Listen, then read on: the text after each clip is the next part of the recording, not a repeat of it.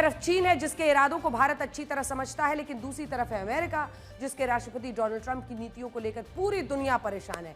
जिस Israel Gaza युद्ध को डोनाल्ड ट्रंप रुकवा सकते हैं उसको वो रुकवाना नहीं चाहते हैं, और जिस रूस यूक्रेन युद्ध को रुकवाना उनके लिए लगभग नामुमकिन सा लगता है, उसे रुकवाने के नाम पर वो मीटिंग्स पर मीटिंग्स करते हैं। और किसी को भी अमेरिका में ये बोलने पर जबरदस्त तरीके से उसका पीछा किया जा रहा है।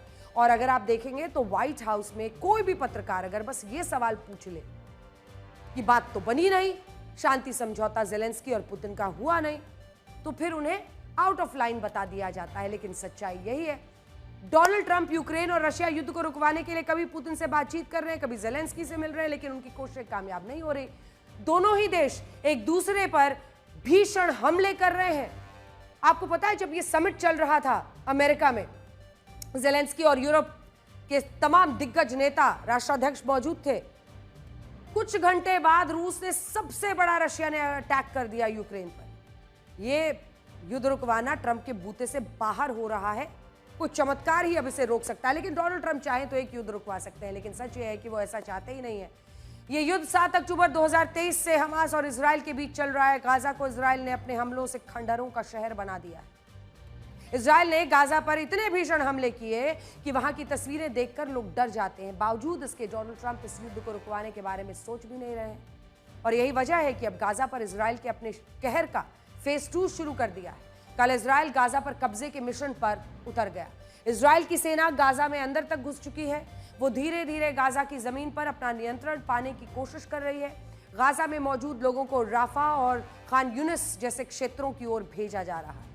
इजरायली सेना ने गाजा के बाहरी इलाकों पर अपना कब्जा कर लिया है, और इस दौरान कुछ जगह पर उन्होंने जमीनी लड़ाई का भी सामना करना पड़ा। एक अनुमान है कि गाजा की लड़ाई में इजरायल ने करीब 1 लाख सैनिकों को उतारा है, लेकिन गाजा में शुरू हुए नए ऑपरेशन में यह संख्या बढ़ती जा रही है।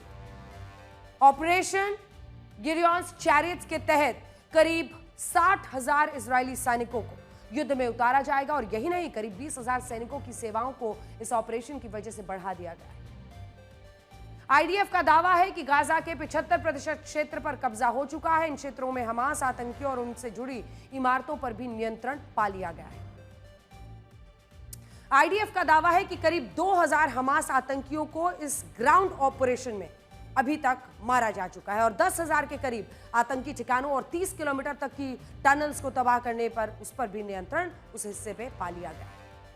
इजरायली सेना ने एक एनिमेशन के जरिए अपने ऑपरेशन की मौजूद स्थिति के बारे में बताया है। जो मौजूदा स्थिति है, इसमें यह दिखाया गया है कि इजराइल फिलहाल किन क्षेत्रों पर नियंत्रण पा चुका है। हम आपको गाजा पर इजराइल के जमीनी ऑपरेशन से जुड़ी एक रिपोर्ट दिखाते हैं, उसके बाद हम गाजा को लेकर इजराइल के मास्टर प्लान के बारे में आपको बताएंगे।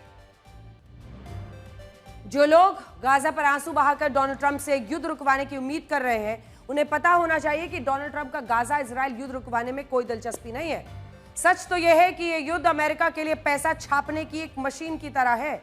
साल 2023 में गाजा इजराइल युद्ध शुरू होने से अभी तक अमेरिका ने इजराइल को 1,75,000 करोड़ रुपए से ज्यादा के हथियार बेचे हैं। तो क्या अमेरिका के जो ये पैसे वहां पर बना रहा है, इसको क्या माना जाए?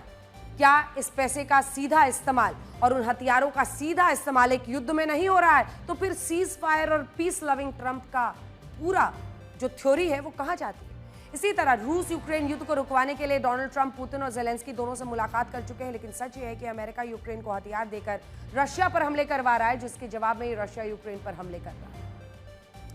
रशिया यूक्रेन युद्ध के दौरान अमेरिका ने यूक्रेन को 4,98,000 करोड़ रुपए के हथियार बेचे, और इसी युद्ध की वजह से यूरोप ने साल 2022 से अब तक अमेरिका से 12,45,000 करोड़ रुपए के हथियार खरीदे। और इस युद्ध का फायदा अमेरिका की लॉकहीड मार्टिन, रेथियन, नॉर्थरॉप ग्रूमन और जनरल डायनामिक्स जैसी हथियार की जो कंपनियां हैं उनको हुआ है। इन कंपनियों के शेयर्स 40% तक बढ़ गए हैं।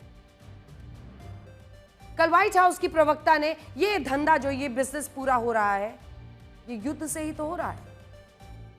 कल व्हाइट हाउस की प्रवक्ता ने, जो कि है कैरोलिन लेविट, ने कहा कि भारत पर 50% टैरिफ इसलिए लगाया गया है ताकि रशिया यूक्रेन युद्ध रुक सके, लेकिन ये अमेरिका का सबसे बड़ा झूठ है, क्योंकि उसे युद्ध होने या युद्ध होने की दहशत बने रहने, दोनों ही स्थिति में फायदा होता है।